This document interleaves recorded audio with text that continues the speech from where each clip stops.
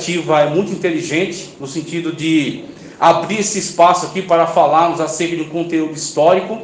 E eu me lembro de uma frase que eu gosto muito, que diz: um povo sem história está fadado a repetir os mesmos erros.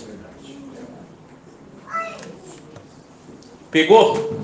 Um povo sem história está fadado a repetir os mesmos erros. Abre para mim, por favor, juntamente comigo, a carta de Paulo aos Romanos, capítulo 1, o versículo será o de número 17. Carta de Paulo aos Romanos, o capítulo é o de número 1 e o versículo é o de número 17. Todos encontraram? Vamos lá, acha aí. Amém? Vamos fazer a leitura. Veja só. Carta de Paulo aos Romanos, capítulo 1, versículo de número 17, que nos diz: porque no Evangelho é revelada de fé em fé. Olha que coisa extraordinária. Porque no Evangelho, que é Evangelho? Evangelho não é necessariamente livro. Então os livros são chamados de evangelhos, porque eles contêm o Evangelho. Eles contêm o Evangelho, contêm narrativa histórica, contém muitas informações. Então eles são denominados evangelhos. Só que evangelho não é só o livro. Tanto que existe evangelho até em Gênesis. Quando Deus aborda Adão e Eva, que haviam cometido o pecado, traz repreensões, mas também traz profecia. É o chamado proto-evangelho, ou seja, evangelho anterior. Existe evangelho em Gênesis, quando Deus diz assim: da semente da mulher virá um que esmagará a cabeça da serpente.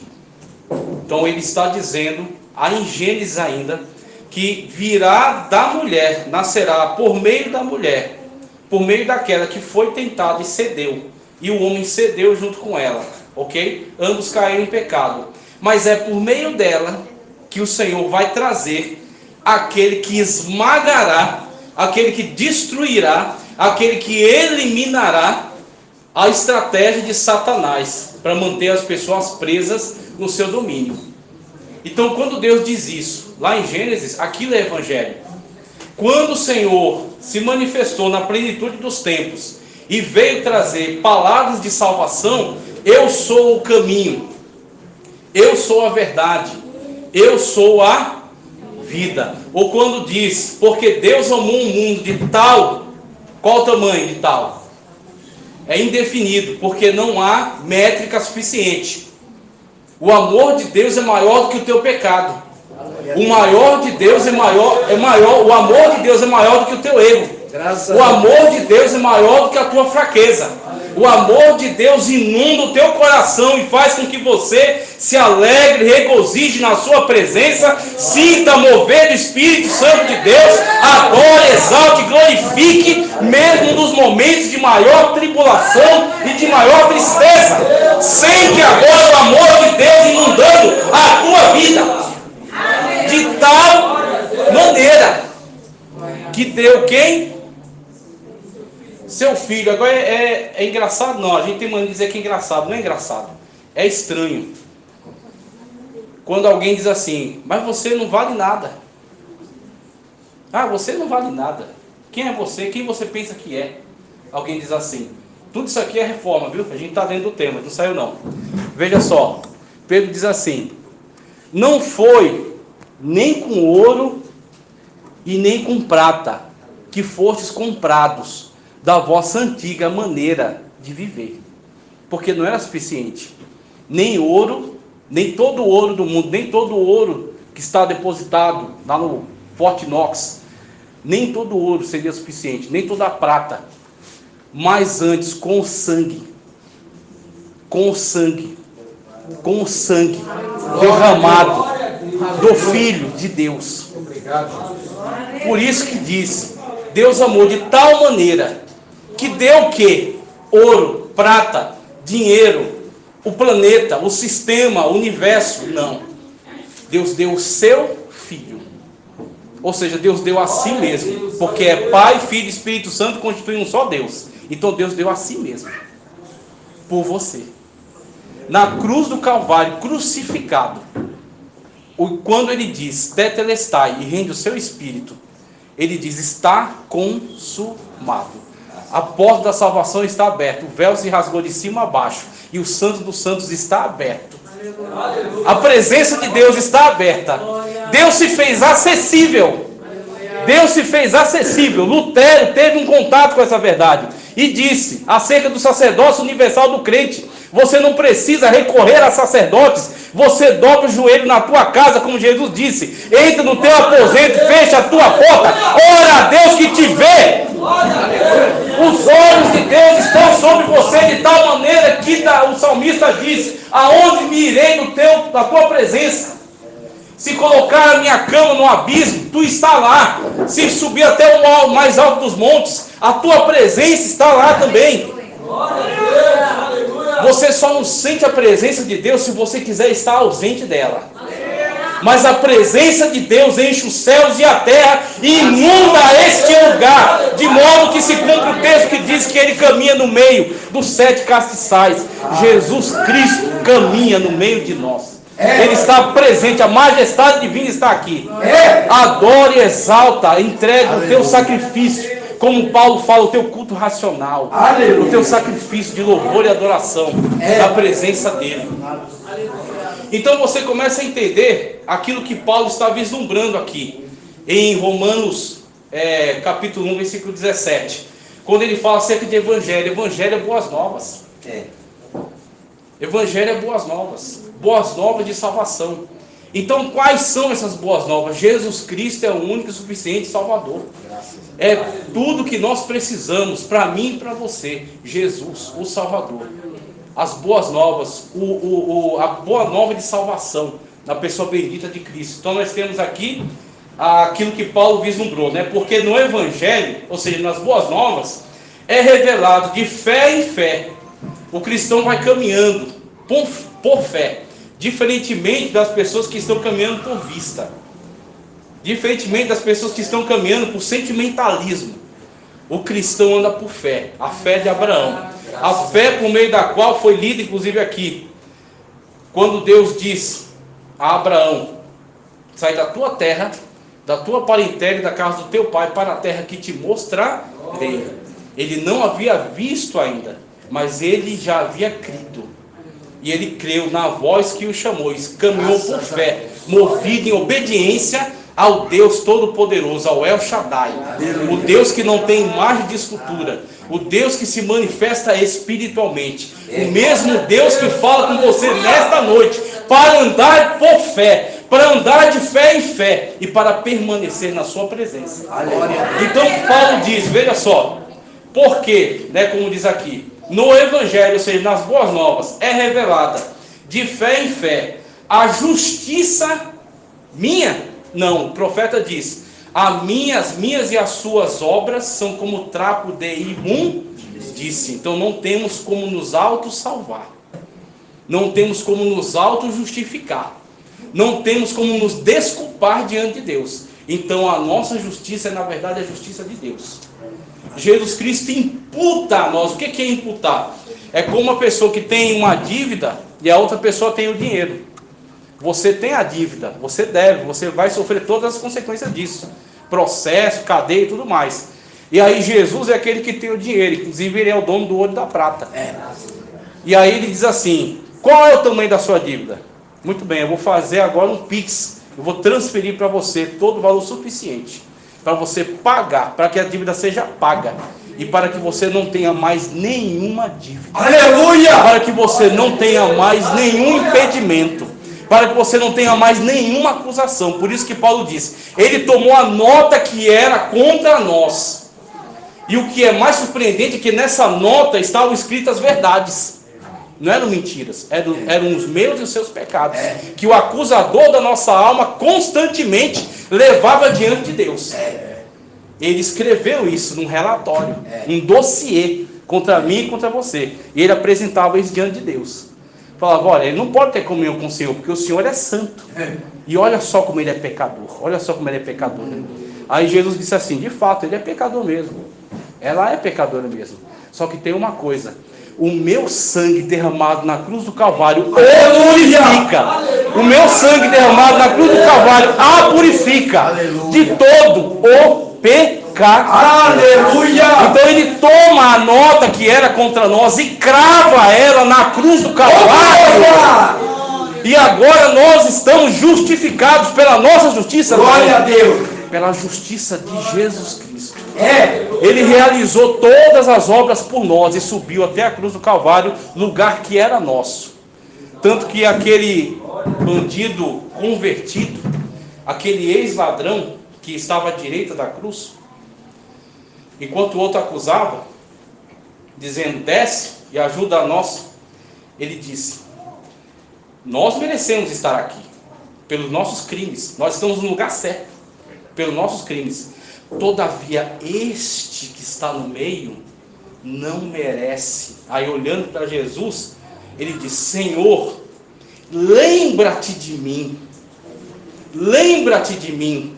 E ele não tem nenhuma dúvida: quando entrares no paraíso, quando entrares no descanso de Deus, porque eu tenho certeza que o Senhor vai entrar, lembra-te de mim. Jesus Cristo não apenas lembra dele, Jesus Cristo diz fulminantemente naquele exato momento: hoje mesmo, hoje mesmo, hoje mesmo, é hoje mesmo que você pode sentir a presença de Deus, é hoje mesmo que você pode sentir a salvação, é hoje mesmo que você pode ser salvo na pessoa bendita de Cristo Jesus, é hoje mesmo que você pode andar com Deus nessa terra.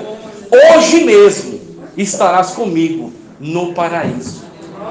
A única coisa que aquele homem teve tempo de fazer: ele não se batizou, ele não entregou dízimo, ele não deu ofertas, ele não evangelizou, ele não fez as obras de Deus, mas ele reconheceu quem é Jesus.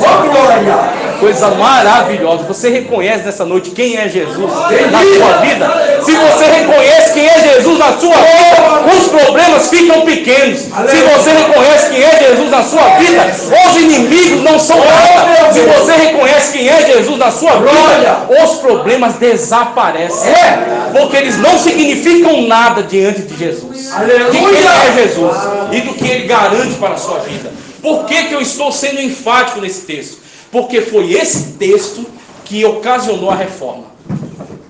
Foi por causa desse texto que existiu reforma, a reforma protestante. Veja, porque o evangelho é revelado de fé em fé, a justiça de Deus, como está escrito: mas o justo viverá da fé. O justo viverá da fé. Muito bem. Esse texto aqui foi lido por um monge que estava na universidade. Ele dava aula na universidade e ele também pregava na catedral que havia lá em Wittenberg, construída por Frederico da Saxônia. Ele, um homem que havia estudado para ser advogado, havia estudado direito, devido a uma situação que aconteceu com ele no caminho em que ele retornava, numa visita que ele fez para o pai dele. Ele retornava e foi apanhado por uma tempestade no meio do caminho. Essa tempestade de tal modo que ele tinha certeza que ele ia morrer naquela situação. E ele faz um voto com Deus. Ele faz um voto com Deus. Voto com Deus é coisa muito séria. Ele faz um voto com Deus, dizendo que ele dedicaria a sua vida para fazer a obra de Deus, se ele fosse salvo daquela situação. Ele recebe livramento, ele não morre no meio daquela tempestade. Você pensa, um lugar agrícola, só mato, só árvore, e a pessoa apanhada numa tempestade ali, sem ter onde se proteger. Ele faz um voto com Deus, e Deus livra-o. E ele não falha, ele não arreda o pé, ele cumpre o voto. De tal modo que ele larga o curso de direito que ele havia feito, muito caro, muito difícil, com muita dificuldade, esperança da família dele, ele se formar para ser um arrimo da família, trazer uma situação melhor financeiramente. Ele não olha para nada disso. E ele diz: eu fiz um voto e eu vou cumprir. Ele sai daquela situação em que ele estava se formando para ser advogado, ele instala-se agora num mosteiro, torna-se monge, se eu não me engano, da ordem beneditina. E ele agora passa a dedicar a sua vida à obra de Deus, a obra que ele entendia que era a obra de Deus. Da mesma forma como nós também estivemos durante muito tempo enganados, pensando estar servindo a Deus. Da mesma forma como este homem que escreveu esse texto, também pensou estar fazendo a obra de Deus, quando ele perseguiu a igreja que havia acabado de iniciar suas atividades, em Jerusalém ainda, Saulo de Tarso. Quando ele, com cartas dos fariseus, do Sinédrio, ele persegue os cristãos do lugar, depois se desloca para Damasco, para ampliar o raio de perseguição, e ele é apanhado também no meio do caminho. E ele é lançado por terra, está cego, né, não está conseguindo mais enxergar, e ouve uma voz que brada: Saulo, Saulo, por que me persegues? Quem é, Senhor? Eu sou Jesus, a quem tu persegues. Por quê? Quem persegue a mim e a você, persegue Jesus. Quem persegue a igreja de Deus, persegue o Deus da igreja. Quem persegue a nós, quem se levanta contra nós, não está se levantando contra nós, está se levantando contra o Deus a quem nós servimos, adoramos em espírito e em verdade. Por isso, a nossa luta não é contra a carne e contra o sangue, mas contra as potestades espirituais da maldade nos lugares celestiais. Eu não sou inimigo dos grupos LGBT, eu não sou inimigo da esquerda, eu não sou inimigo do Hamas, eu não sou inimigo de nenhum deles, eu sou inimigo dos espíritos malignos que atuam na vida deles, que estão aprisionando essas pessoas. Mas eu creio no Deus a quem eu sirvo, que me levanta para pregar o evangelho a toda criatura. Jesus Cristo, a única salvação. Então esse é o nosso posicionamento. Assim também foi em relação a Lutero. Lutero é perfeito? Não. Lutero tinha um monte de defeitos. Um monte de defeitos. Se a gente for enumerar aqui, são vários. Nós não adoramos Lutero. Nós não reverenciamos Lutero. Nós não passamos um pano nas falhas de Lutero. Ele tinha muitos defeitos. Só que eu pergunto para você nessa noite, com sinceridade: quem não tem? Quem é que não tem? É fácil você olhar para o outro e dizer assim: não, mas eu não faço isso. Tudo bem, você não faz isso, mas e aquilo ali? Ah, mas eu não falho nisso aqui. Ah, você tá bom, você não fala nisso aqui. Mas e esse outro problema aqui, ó? E esse outro defeito aqui, ó? Então Lutero tinha defeito? Tem. Tinha, aliás, partiu já, né, para a glória. Tinha defeito, sim. Mas quem não tem? Então, defeitos todos temos. Lutero era perfeito? Não, tinha muitos defeitos. Mas ele se tornou referência. Quando? Quando ele não ficou acomodado na zona de conforto. A posição de ser um reformado, ela continua valendo hoje. A posição de ser um reformado continua valendo hoje. Por isso que nós estamos numa linha de continuidade. Não porque eu reverencio Lutero, mas porque eu sou chamado a tomar a mesma atitude que foi tomada por Lutero. Então Lutero, como eu falei aqui, deixou a sua carreira e foi para o mosteiro. No mosteiro, ele passou a investigar a Sagrada Escritura e pregar acerca da Sagrada Escritura. Pregando sobre a Sagrada Escritura, ele se depara com a carta aos Romanos. Imergindo na carta aos Romanos, ele é confrontado por esse texto: o justo viverá da fé. É o principal trecho que incomodou ele, o principal trecho que abalou ele. Quando ele lê o justo viverá da fé, ele confronta essa verdade com diversas outras situações que estavam ocorrendo ao redor dele. Se o justo viverá da fé, por que nós dependemos do Papa para a nossa salvação? Se o justo viverá da fé, por que as pessoas estão comprando indulgências com o Johann Tetzel? Se o justo viverá da fé, por que as pessoas estão se dobrando diante de imagens de escultura? Se o justo viverá da fé, por que nós temos que lançar dinheiro como forma de tirar as pessoas do purgatório? Como o Johann Tetzel dizia, quando a moeda no receptáculo cai, uma alma do purgatório sai. Olha a pregação do demoniado. Se o justo viverá da fé, eu não preciso dessa instituição para chegar até a Deus. Por quê? Porque por meio da fé, na pessoa bendita de Cristo Jesus, que é o único intercessor, presta atenção, Jesus Cristo é o único intercessor entre Deus e os homens, então não é Maria. Maria é uma serva de Deus. Alguns querem dizer que nós não temos respeito por Maria. Mentira. Mentira. Maria é uma serva de Deus. eu tenho que ter uma atitude como Maria teve, de ser obediente a Deus, de entregar o meu corpo como veículo por meio do qual Deus faz a sua obra, que foi exatamente o que Maria fez. Foi escolhida dentre as mulheres para ser a portadora de Jesus Cristo, homem, glória, plenamente humano, plenamente divino. Ela teve Jesus Cristo em seus braços, ela amamentou, ela cuidou, ela zelou. Só que mais na frente, quando Jesus está pregando e alguém diz assim: bem-aventurados os seios que te amamentaram, ele diz: não, bem-aventurado aquele que ouve esta palavra e crê. Jesus Cristo é homem, sim, plenamente humano, mas Jesus Cristo é plenamente Deus. Jesus Cristo como homem era filho de Maria, sim, mas Jesus Cristo como Deus era o Deus de Maria. Tanto que quando Maria chega naquela situação lá no casamento, dizendo: acabou o vinho, Jesus disse, ele não foi desrespeitoso, ele colocou Maria no seu devido lugar, com todo o respeito que lhe cabe. Mulher, não foi mamãe, mulher, por quê? Ali quem está falando é Deus. Glória! Jesus é homem, mas Jesus é Deus. Jesus é homem, mas Jesus não tinha pecado. Ele não foi feito por meio da vontade do varão. Ele foi feito por meio da ação do Espírito Santo. Maravilha! Alguém diz assim: como que foi isso? E eu devolvo para você a pergunta: como é que foi no Éden? Como é que foi no Éden? O Senhor formou do pó e soprou nas narinas fôlego, e foi feito alma vivente, Tselen e Demute, imagem e semelhança.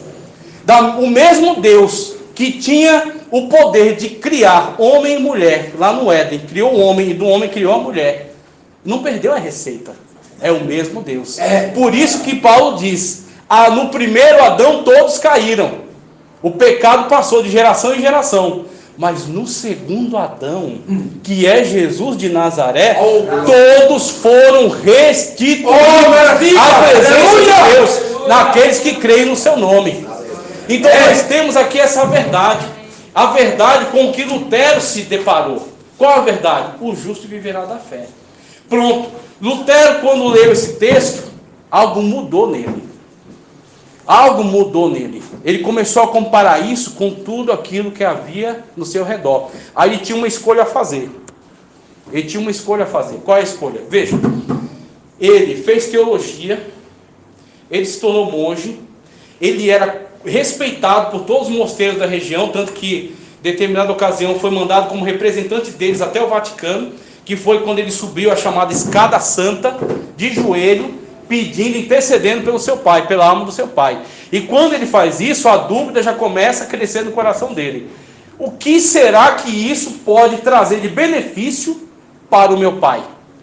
Por que subir essa escada de joelhos pode trazer algum tipo de recompensa espiritual? A dúvida já estava no coração dele. Por quê? Por causa da palavra de Deus. A palavra de Deus é luz, é lâmpada para os pés e é luz para o caminho. Não tem como você ter um encontro, não tem como você ter um contato com a palavra de Deus e não ser mudado por ela.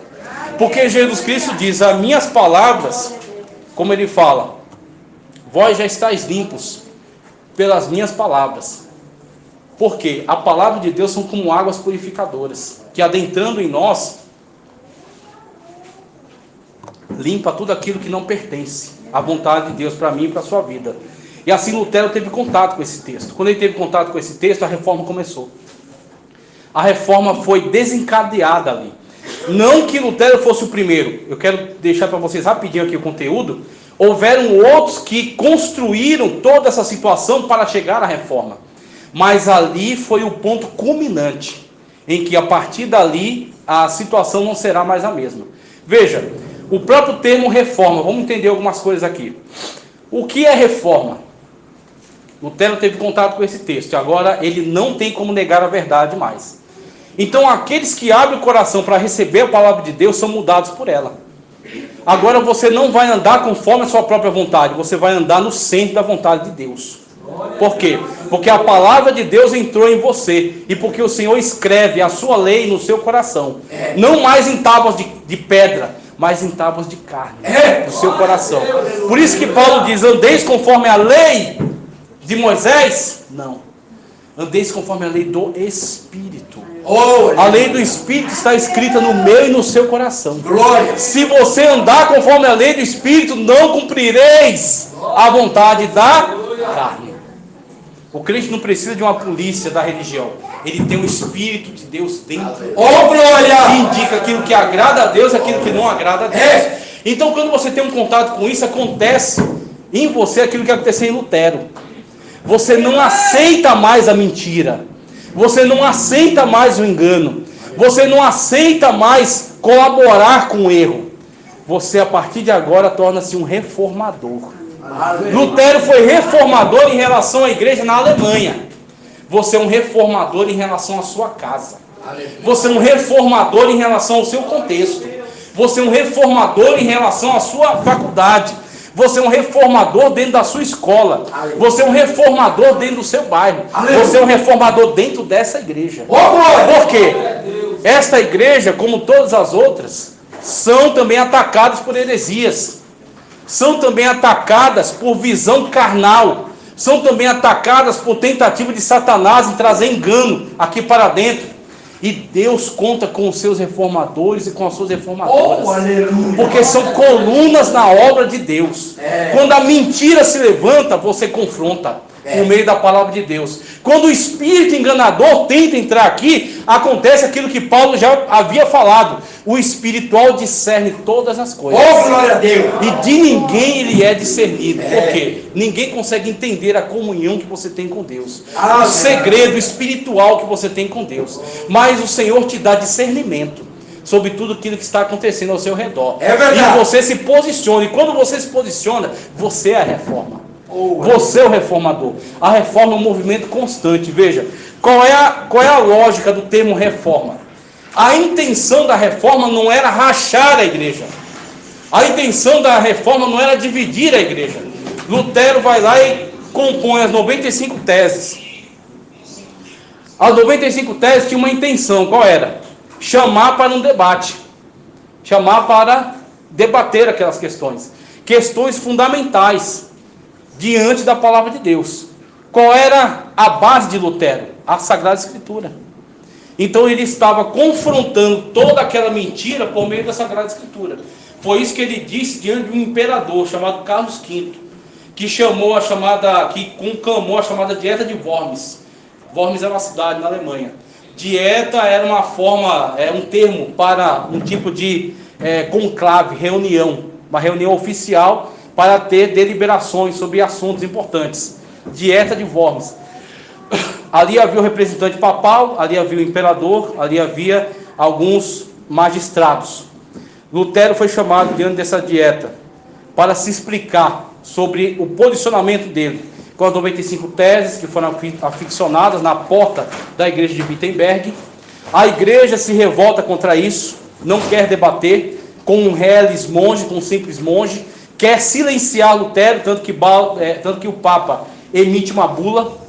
Essa bula ordenando que ele se calasse, queima os livros de Lutero, e Lutero não cede. Lutero continua, permanece naquela situação. E ele vai até essa reunião e diz: se alguém na Sagrada Escritura me convencer de erro, eu recuo. Eu retrocedo, eu não sou dono da verdade. Mas você tem que me convencer na Sagrada Escritura. Não é nos teólogos da igreja, não é nas bulas papais, não, na Sagrada Escritura. Por isso, aquelas máximas que são até hoje verdadeiras, continuam valendo. Veja, sola gratia, somente através da graça de Cristo Jesus, e não através de obras, somente através da graça, e a graça por meio da fé. Você não compra a sua salvação foi comprada por Jesus Cristo na cruz do Calvário. Sola gracia, não é por meio de indulgência, não é por meio do perdão papal, não é por meio de ofertas que você dê para a igreja, não. Sola gracia, somente através da graça de Cristo Jesus. Aleluia. E a graça por meio da fé, sola fide, por meio da fé. Só os Cristos, somente Cristo, Ele é o único intercessor entre Deus e os homens. Não é a chamada Santa Maria, não são os santos que são beatificados pela igreja, como meio também de arrecadação, porque em torno de cada um daqueles santos que são padroeiros, veja, e esse costume de ter padroeiros é uma paganização da igreja. Por quê? Me mostre na Sagrada Escritura onde há qualquer tipo de recomendação para que nós tenhamos padroeiros. Padroeiro dessa cidade, padroeiro daquela cidade. Haviam então os padroeiros. Em torno dos padroeiros havia toda uma ritualística, e havia todo um cerimonial, e havia toda uma oferenda, e um meio forte de arrecadação. Então Lutero diz, não, só os Cristos, somente Jesus Cristo. Você só precisa de Jesus Cristo. Você só adora a Jesus Cristo. Você só serve a Jesus Cristo. Você respeita o pastor como ministro de Deus. Como ministro de Deus. Você respeita a autoridade eclesiástica do pastor Wilson Palacios como ministro de Deus. Mas ambos, tanto ele quanto vocês, são servos da pessoa bendita do Senhor. Aleluia! Aleluia! Esse é o padrão dessa igreja. Por isso que essa igreja também é uma igreja reformada. Por isso que essa igreja permanece reformada. Por isso que essa igreja continua na reforma. Só os Cristos. Só a Escritura. Nós não reverenciamos teólogos. Nós não referenciamos filosofias humanas e teologias. Nós reverenciamos ao Senhor Jesus Cristo e cremos na Sagrada Escritura. A Sagrada Escritura, diferentemente da maneira como a Igreja Católica a entende. Veja, é necessário um tipo de reunião dessa. Por quê?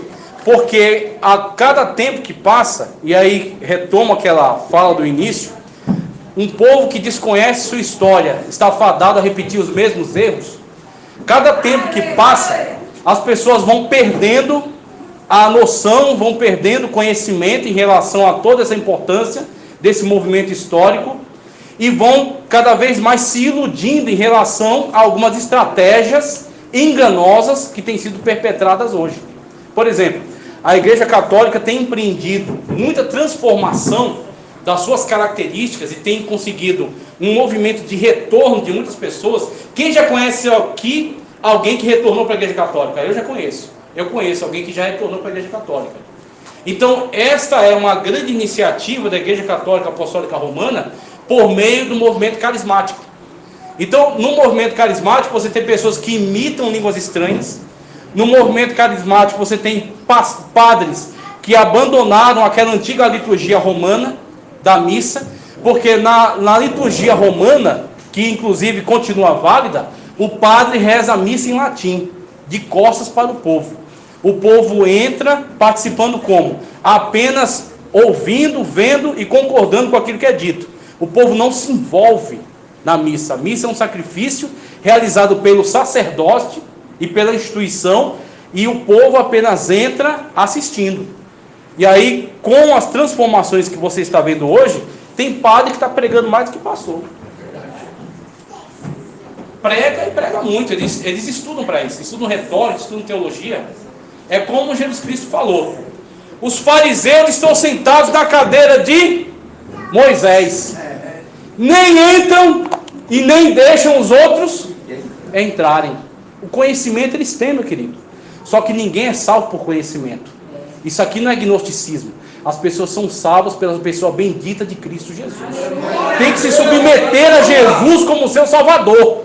Não é questão de você ter conhecimento, é a questão de você aceitar Jesus como seu Salvador e se submeter a Ele. Então conhecimento eles têm. Aí começa a pregar e tem muitas pessoas aí incautas, pessoas não instruídas, não orientadas, se engana com isso. Obrigado, tá? Muito obrigado. Se engana com isso. Muito bem. Achei uma igreja boa aqui, ó. O padre está pregando aí, está falando em língua estranha, está aí pintando e bordando. Tá bom. Tirou as imagens de escultura? Não. Negou as heresias que eles adotaram ao longo da história, eu vou ler aqui algumas delas. Não. Então continua a mesma coisa. É apenas uma camada de ovelha por cima de um lobo. Mas continua o mesmo lobo. Continua a mesma instituição que se envolveu com a paganização, que se deixou corromper e ante a qual os reformadores se opuseram. Opuseram o quê? A palavra de Deus. Sola gratia, sola fide, sola Christus, sola escritura, só lhe deu glória. Só a Deus a glória. Só a Deus a glória. A glória não é para o Papa. Só a Deus a glória. A glória não é para o José Wellington. A glória não é para o Wilson Faraço. A glória não é para o pastor Biratã. Só a Deus a glória. Nós adoramos, exaltamos e glorificamos e reverenciamos somente a Deus. Esses são os princípios da reforma. Deixa eu ler para vocês algumas coisas que motivaram a reforma. Veja, então a ideia da reforma era o quê? Reforma. O que é uma reforma? Você tem uma casa e você vai reformar a casa. O que é que você vai fazer com ela? Você vai tirar os defeitos, tem rachadura, reformar o teto, trocar o piso, mexer na encanação, a fiação. Reforma. A ideia da reforma era restaurar a igreja. Só que a igreja institucionalizada, na mão do Papa, na mão dos arcebispos, na mão dos cardeais, na mão dos poderosos bispos, elas rejeitaram. Não queremos que mexa em nada disso aqui. Isso aqui vai permanecer como está. Então, uma vez que eles não aceitaram a reforma tem que se deslocar de dentro dela e retornar ao quê? A origem da palavra de Deus. É isso que buscamos. É isso que buscamos. Retornar ao cerne da palavra de Deus.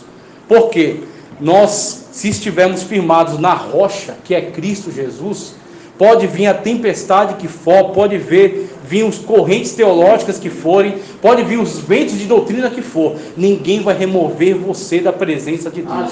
Se você estiver firmado na rocha da palavra de Deus. Então é isso que nós estamos buscando.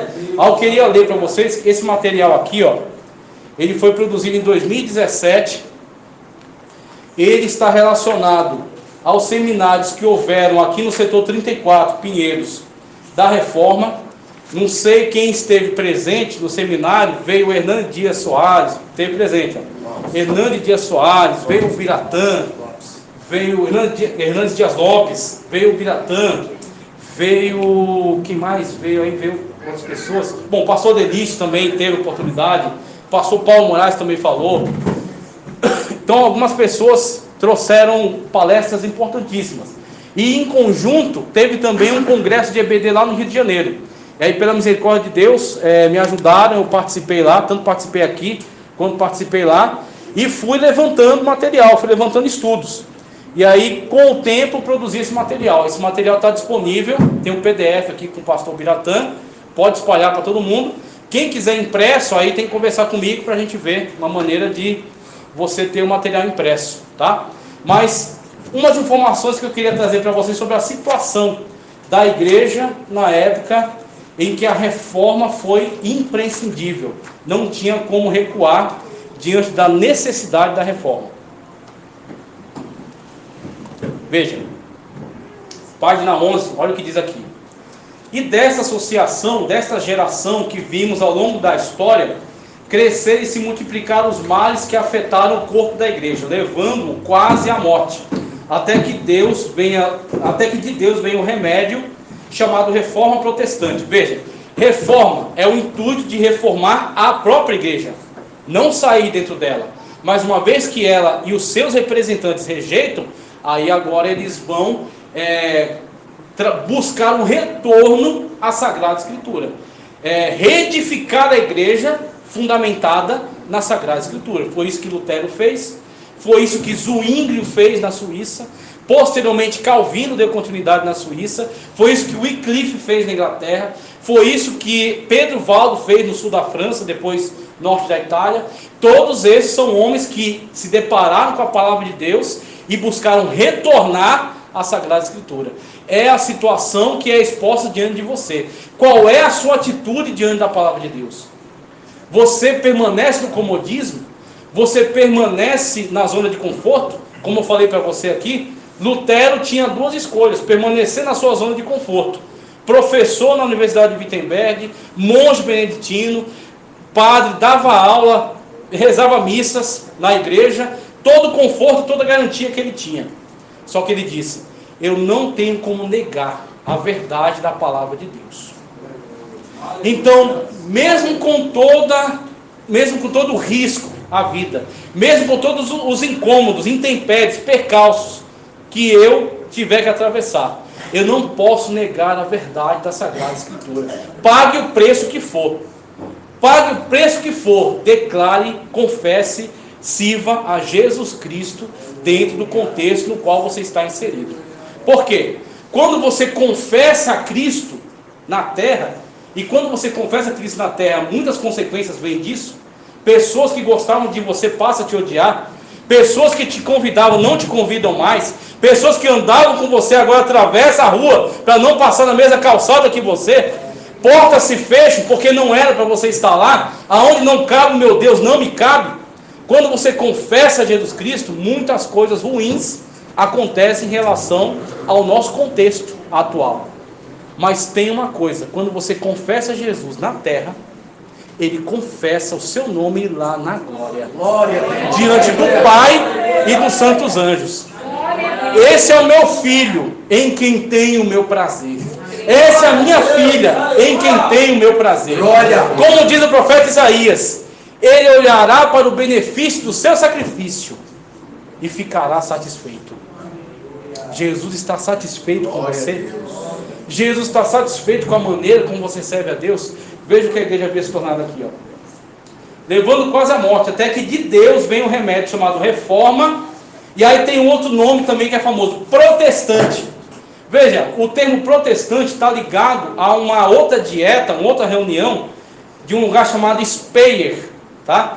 Em 1529, Gutenberg pega uma máquina de prensar uvas e ele adapta ela para ser agora uma imprensa.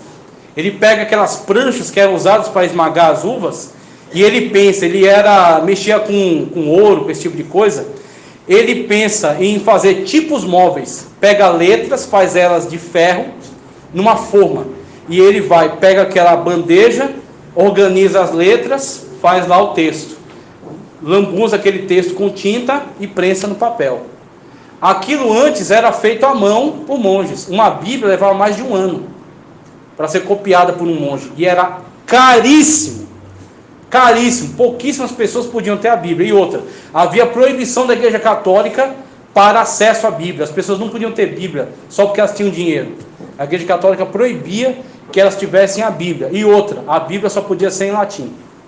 Era proibida a tradução da Bíblia. Então haviam todas essas dificuldades. Para quê? Proibir o acesso à Sagrada Escritura.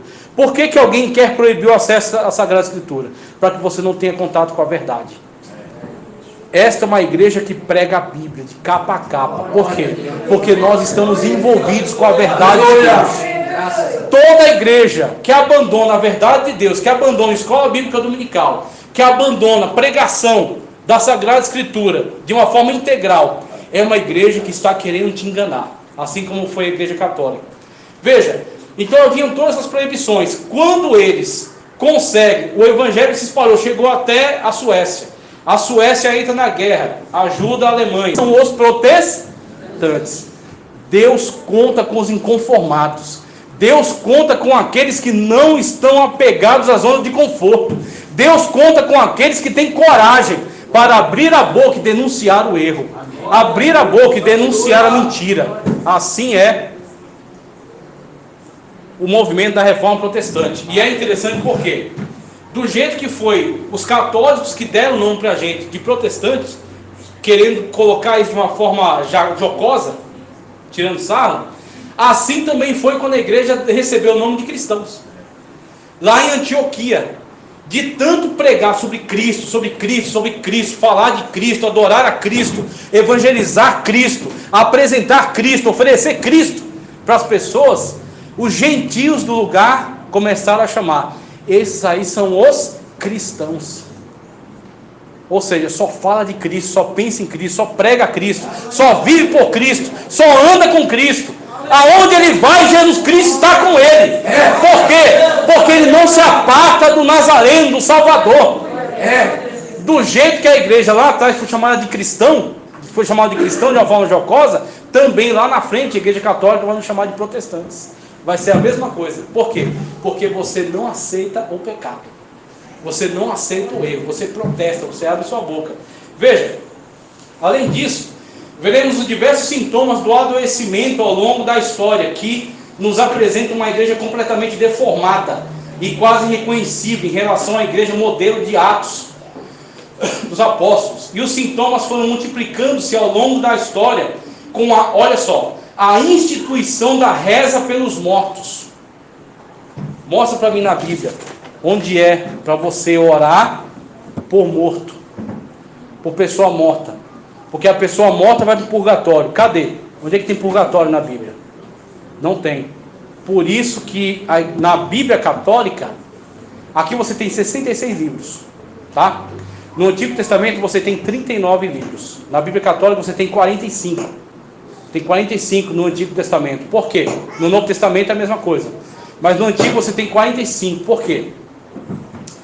Porque eles colocaram para dentro do cânon um monte de livros que eles chamaram de deuterocanônico, mas que são livros apócrifos, na verdade. Esse é o nome certo. Apócrifo é uma coisa proscrita, desprezada, tá? Apócrifos.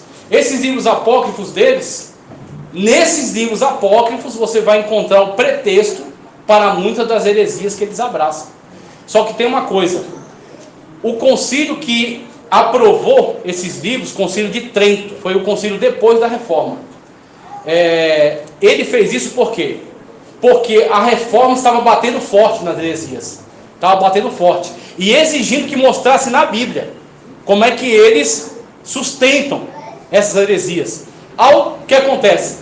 Na Bíblia eles não têm. Então o que eles vão fazer? Eles vão ampliar a Bíblia com outros livros que sempre foram desprezados, mas que agora eles validam e colocam para dentro do cânon deles. Então esses livros que eles validaram no Concílio de Trento, o próprio tradutor da Bíblia deles, que é Jerônimo, ou São Jerônimo, conforme eles chamam, que traduziu a chamada Vulgata Latina, a Bíblia em latim para eles, o próprio Jerônimo fez questão de emitir um documento dizendo: a Bíblia que até hoje é reconhecida, inclusive pelos judeus, é até Malaquias. Esses livros aqui são livros escritos posteriormente e que são tidos como literatura interessante e que é lida, mas que não é reconhecida como livros de autoridade canônica. Então, para justificar o erro, o que eles fizeram? Aumentaram o cânon. E assim você vê como eles vão burlando a verdade, como eles vão mexendo em coisas sagradas, na Sagrada Escritura.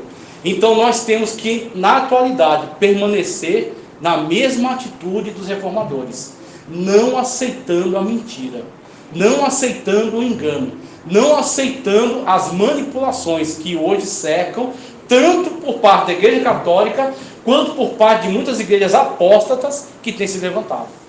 Hoje se levanta um Ed René Kivitz e diz assim: vamos atualizar a Bíblia.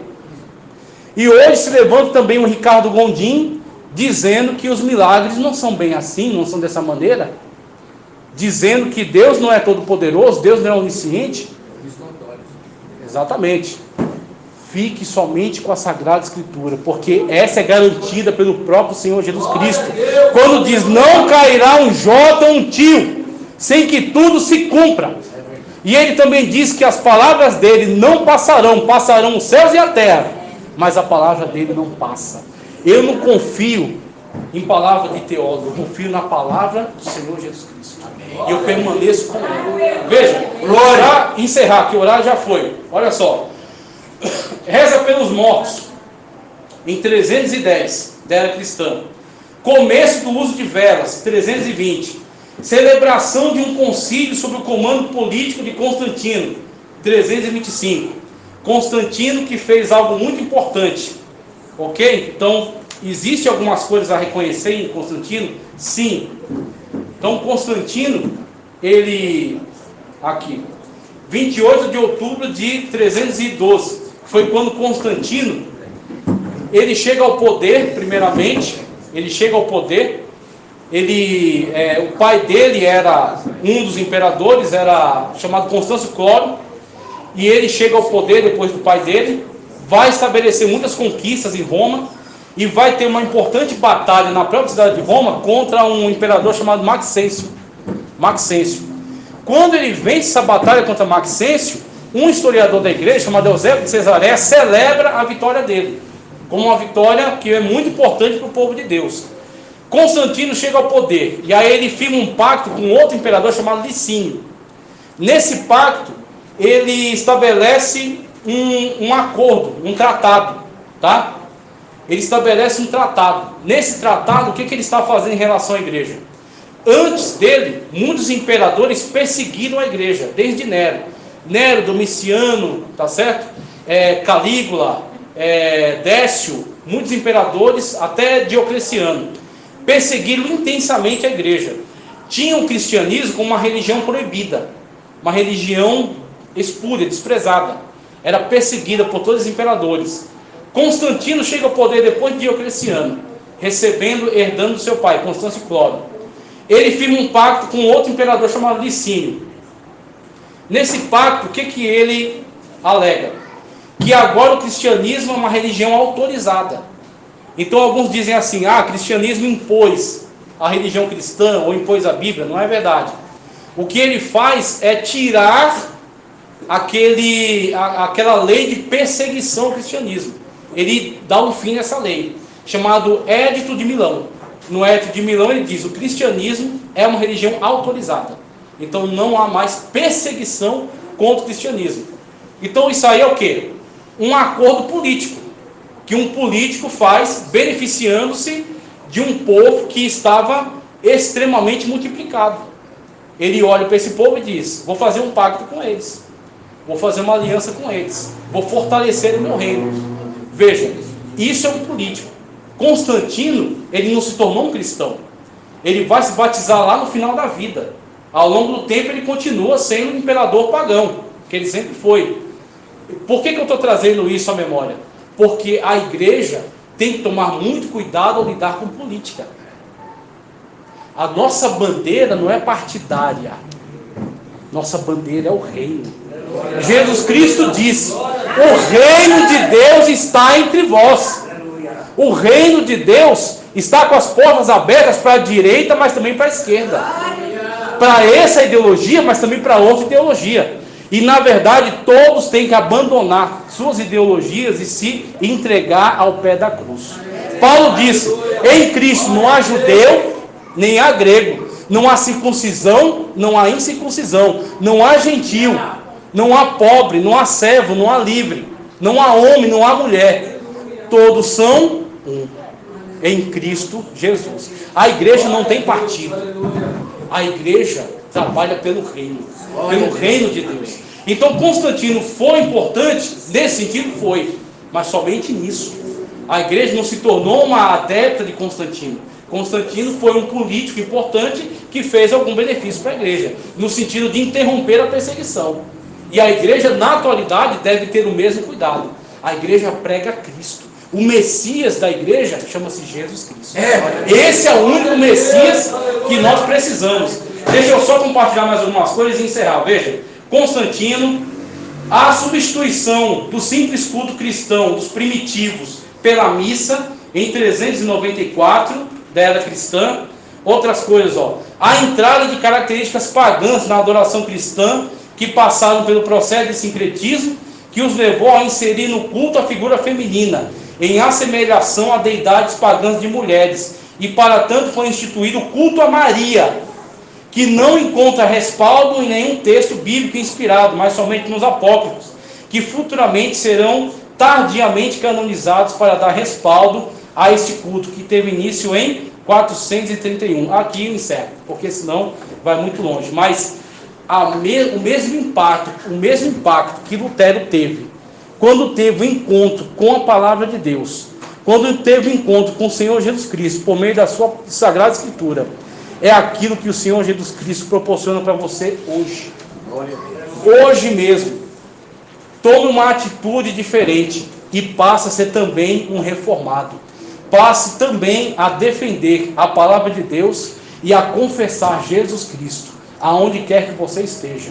E a também ser um porta-voz da palavra de Deus, aonde quer que você ande. Aleluia. Que o Senhor Jesus Cristo sustente você nesse mundo de trevas, nesse mundo de dificuldade, mas que o Espírito Santo de Deus te revista de poder. Aleluia. Como aconteceu lá em Atos.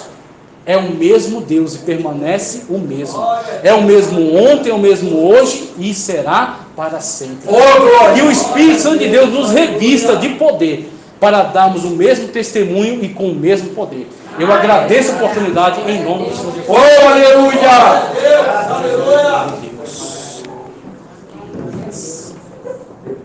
Deus maravilhoso. Glória a Deus.